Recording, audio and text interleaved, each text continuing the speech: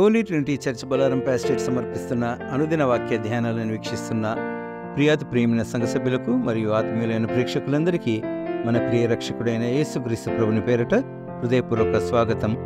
సామెతల గ్రంథం 30వ అధ్యాయంలో జ్ఞాని అయిన అగురు పలుకులు ప్రస్తావించబడ్డాయి. అధ్యాయం చివరి భాగంలో భూమి మీద జ్ఞానము కలిగి జీవించే కొన్ని ప్రాణుల గురించి వారు పేర్కొన్నారు. The sayings of Agur, the creatures that live wise on earth అనే నేటి అంశంపై మన సంఘ సభ్యులు శ్రీమతి ఏ సత్యవతి దేవదాసమ్మ గారు ఇప్పుడు మనకు సందేశాన్ని అందిస్తారు. వాక్య వివరణకు ముందుగా క్రీస్తు ప్రభుని శిలువ శ్రమల గీతాన్ని విందాం.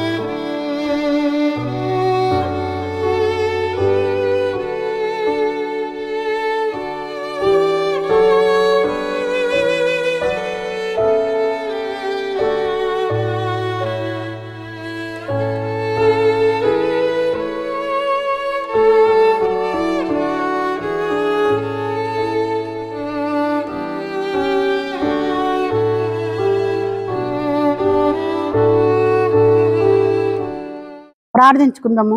దయగల మా తండ్రి, కృపగల మా దేవ, నీకు వందనాలు, కృతజ్ఞత, స్తుతులు, స్తోత్రములు తండ్రి.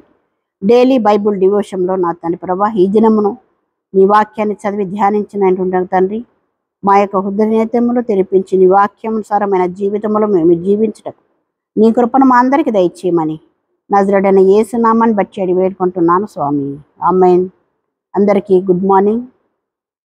నేటి అంశం చూసినట్టయితే సామెతల గ్రంథము 30వ అధ్యాయము 25 నుంచి 31. చీమలు బలము లేని జీవులు, అయినను అవి వేసవిలో తమ ఆహారమును సిద్ధపరచుకును. చిన్న కుందేళ్లు బలము లేని జీవులు, అయినను అవి పేటు సందులలో నివాసము కల్పించుకొనును. మిడతలకు రాజు లేడు, అయినను అవన్నీ పంక్తులు తీరి సాగిపోవును. బల్లిని చేతితో నీవు పట్టుకొనగలవు, అయినను రాజుల గృహములలో అది యుండును. డంబముగా నడుచునవి 3 కలవు, వీటితో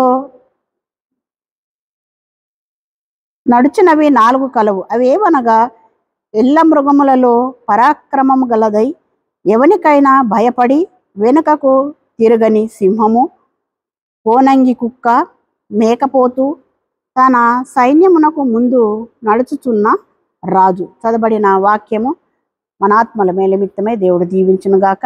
మరి నేటి అంశము చూసినట్టయితే చీమలు చాలా చిన్నవి, చూడడానికి చిన్న ప్రాణులు, కానీ వాటికి సరిపడ అంటే 1 సంవత్సరానికి సరిపడ ఆహారాన్ని అవి సిద్ధపరచుకున్నట్టు మనం ఇక్కడ బైబిల్ గ్రంథంలో చూడగలుగుతున్నాం. వాటికి ఎవరు చెప్పలేరు, ఈ ఆహారం తీసుకెళ్ళు, నువ్వు సిద్ధపరచుకో, భద్రం చేసుకొని ఎవరు చెప్పలేరు. కానీ దేవుడు వాటికి అంత చక్కటి జ్ఞానాన్ని ఇచ్చినాడు. చిన్న కుందేళ్ళు కూడా, అవి కూడా చిన్న జీవులే, అయినప్పటికీ కూడా వాటి నివాసము ఎక్కడుంటుందట? పేటు సందులలో అవి నివాసాన్ని ఏర్పరచుకున్నట్టు మనము ఈ గ్రంథంలో చూడగలుగుతున్నాం. మిడతలు కూడా, వీటిలో రాజులు, నాయకులు, మంత్రులు అంటూ ఎవ్వరు ఉండరు, కానీ వాటిలో అవే రాజుగా ఉంటూ అవన్నీ కూడా పంక్తులు తీరి సాగిపోతావు. వాటి పని అవి చేసుకుని వీటికి ఎవరు కూడా చెప్పేవాళ్ళు ఉండరు. బల్లిని చూసినట్టు అది చిన్న ప్రాణి, కానీ అది ఎక్కడ నివసిస్తుందట? పెద్ద పెద్ద రాజా గృహాలలో నివసిస్తున్నది. మరి మనము ఉండడానికి కూడా పెద్ద పెద్ద అంతస్తులు, భవనాలు, బంగ్లాలు కట్టుకుంటూ ఉంటాం. కానీ మనమంతా కట్టినా కానీ మన హృదయం అంతా కూడా దేవుడికి దూరంగానే ఉంటుంది. బిల్డింగ్లకే దగ్గర ఉంటుంది, కానీ దేవుడికి మాత్రము చాలా దూరంగా ఉంటుంది. ఇవి చాలా చిన్న ప్రాణులు అయినప్పటికీ కూడా దేవుని జ్ఞానమును బట్టి, దేవుడికి లోబడి జీవిస్తూ, దేవుడికి మరి అనుసరిస్తూ దేవుణ్ణి అవి ఏర్పరచుకున్నట్టు మనం ఇక్కడ చూడగలుగుతున్నాం. మరి డంబంగా ఉన్నటువంటి ఇంకా కొన్ని జంతువులు మనం ఇక్కడ చూడగలుగుతున్నాం కదా. సింహము, అదేవిధంగా కోనంగి కుక్కనట, మేకపోతు, ఇవన్నీ బలము కలిగినటువంటి, అంటే వాటి అరుపులకే మనము భయపడతా ఉంటాం. ఇప్పుడు సింహం వస్తున్నది, పులి వస్తున్నది అని అంటే ఆ ప్రదేశానికి మనము వెళ్ళలేకపోతాం. అంత భయము, వాటి అరుపుతోనే అంత భయపడిపోతూ ఉంటాం. మరి అలాంటివి వీటిని బట్టి దేవుడు పోలుస్తూ ఉన్నాడు. మరి దేవుడు మానవునికి ఎంతో జ్ఞానం ఇచ్చిండు కదా.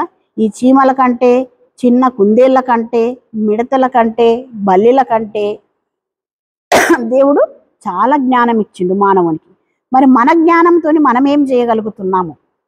దేవుణ్ణి మహిమపరచగలుగుతున్నామా? దేవుణ్ణి ఘనపరచగలుగుతున్నామా? దేవుని నామంన వేరే బిడ్డలకు దేవుని వాక్యాన్ని అందించగలుగుతున్నామా? దేవుని యొక్క రక్షణ మార్గంలోనికి ఇతరులను నడిపిస్తున్నామా? మనం ఒక్కసారి పరీక్ష చేసుకున్నాలని ఈ దినమున దేవుడు కోరుచున్నాడు. మరి ఈ చిన్న జీవులైనప్పటికీ కూడా దేవుని ఎడల ఎంతో వినయము, విధేయత కలిగి వాటికి అప్పచెప్పినటువంటి వాటి పని అవి చేసుకుంటా ఉన్నాయి కదా. చీమలు సంవత్సరానికి సరిపడా ఆహారాన్ని సిద్ధపరచుకుంటున్నాయి. వాటికి ఎవరు చెప్పేవాళ్ళు లేరు. కానీ ఈ కుందేళ్ళు కూడా ఉండడానికి నివాసము ఏర్పాటు చేసుకుంటున్నాయి. మరి వాటికి కూడా ఎవరు చెప్పేటటువంటి వారు లేరు. ఆ కూడా నివాసాలు మరి సిద్ధపరిచి ఇచ్చేటటువంటి వారు కూడా లేరు. కానీ మరి ఇక్కడ బల్లి చూసినట్టయితే పెద్ద పెద్ద రాజ భవనాలలో అది ఉంటుంది. అంటే ఎంత గొప్ప స్థాయికి ఈ బల్లి ఎదిగింది. అంటే చిన్న చిన్న గృహాలలో కూడా ఉంటాయి, కానీ ఆ బల్లి ఏర్పరచుకున్న గృహం ఏంటి అంటే రాజభవనాలు, గొప్ప గొప్ప భవనాలలో ఉండడానికి ఇష్టపడుతుంది. మరి దేవుని నమ్మినటువంటి బిడ్డలు మనం కూడా దేవుని ఎడల మన తగ్గింపు జీవితము కలిగి, దేవుని ప్రార్థించే జీవితము కలిగి, మనకున్నటువంటి సమస్తాన్ని కూడా దేవుని సన్నిధానంలో మనం పెట్టి మోకరించి ప్రార్థించినట్టయితే మనల్ని కూడా పెద్ద పెద్ద అంతస్తులో మనల్ని ఉంచడానికి దేవుడు సిద్ధంగా ఉన్నాడు. పెద్ద పెద్ద హోదాలో మనల్ని నడిపించడానికి దేవుడు సిద్ధంగా ఉన్నాడు. మంచి మంచి పదవులను మనకు ఇవ్వడానికి కూడా దేవుడు సిద్ధంగా ఉన్నాడు. మరి మనమే దేవునికి దూరంగా ఉంటున్నామేమో, దేవుని వాక్యాన్ని ఇతరులకు చెప్పేవారంగా ఉంటున్నామా లేమా?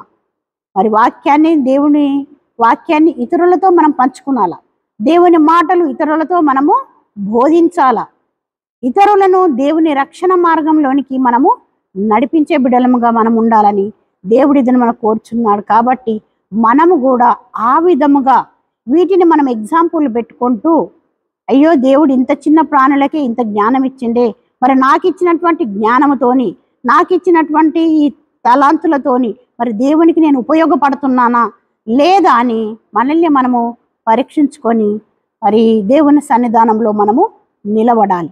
మరి అప్పుడే దేవుడు మన యొక్క ప్రార్థన విని మనకు ప్రతిఫలాలు ఇవ్వడానికి సిద్ధంగా ఉన్నాడు. కాబట్టి మనం కూడా ఈ లోకంలో జీవించినంత మట్టుకు దేవునికి ఇష్టమైన బిడ్డలంగా, దేవుని వాక్యంలో ముందుకు వెళ్ళే బిడ్డలంగా ఉండాలని దేవుడు కోరుచున్నాడు. కాబట్టి అట్టి కృప దేవుడు దీవించి ఆస్వాదించును గాక. ఆమెన్.